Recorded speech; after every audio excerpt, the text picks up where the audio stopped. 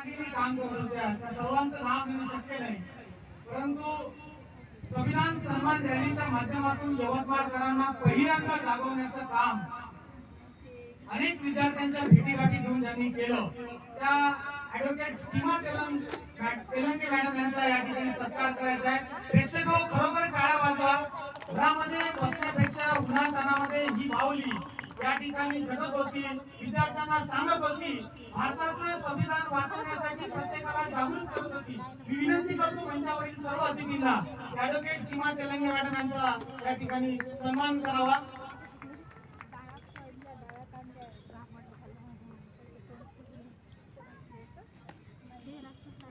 पहिल्यांदा समता पर्वाची धुरा खांद्यावर घेत असताना माझ्याकडून होणार नाही भाऊ, हे मी कसं करेल, अशा प्रकारचे प्रश्न गृहिणी असताना विचारत होती। परंतु वन विभागामध्ये अकाउंटंटची नोकरी सांभाळताना मी सुद्धा कमरेला शेव खोचून समाजकार्य करू शकते, अशा प्रकारचं आश्वासित करण्याचं काम ज्या महिलेने केलं आणि तुम्हाला या वर्षीचे सर्वात दर्जेदार प्रोग्राम ज्यांनी दिले त्या माधुरीताई वाडके यांचा सन्मान चिन्ह देऊन आणि पुष्पगुच्छ देऊन सत्कार करावा, यासाठी सुद्धा टाळ्या वाजवा।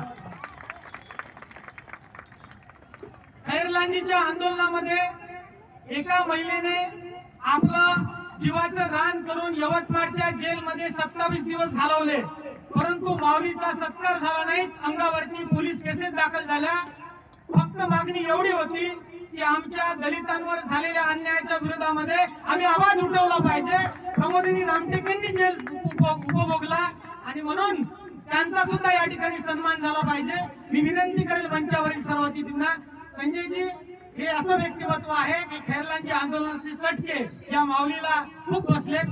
प्रमोदिनी रामटेकेंचा सत्कार सर्व अतिथीगण करतील।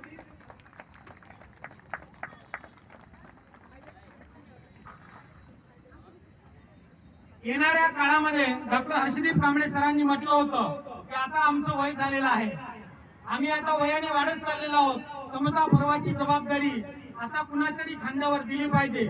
संजय आवटे सरांनी आपल्या भाषणामध्ये सांगितलं की तुम्ही शिकलेत पण तुमच्या पिढीसमोर काय प्रश्न आहेत याचं अवलोकन केलं पाहिजे।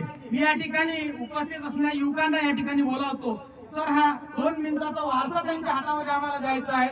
मी सूरज खोबरागडे, पंढरी पाटे, नितेश या ठिकाणी प्रीतम आहे, ही सर्व जी टीम आहे ती खूप अहोरात्र झटली होते। सचिन या मंचावर येथील सर्वजण, हे सन्मान चिन्ह त्यांच्या हातामध्ये द्यायचं आहे, हा वारसा तुम्हाला जपायचा आहे। नंदकिशोर निमगडे या ठिकाणी आहेत, ही मुलं आहेत, खूप अहोरात्र काम करत होती समता पर्वासाठी। आता बाबासाहेबांची आणि फुल्यांची मुवमेंट यांना चालवायची आहे, त्यामुळे यांनी खूप हे समता पर्व यशस्वी होण्यासाठी खूप कष्ट केलेत।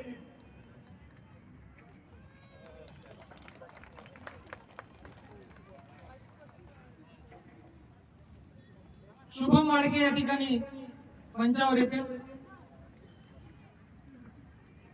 काजल तायडे, ऍडव्होकेट भाग्यश्री,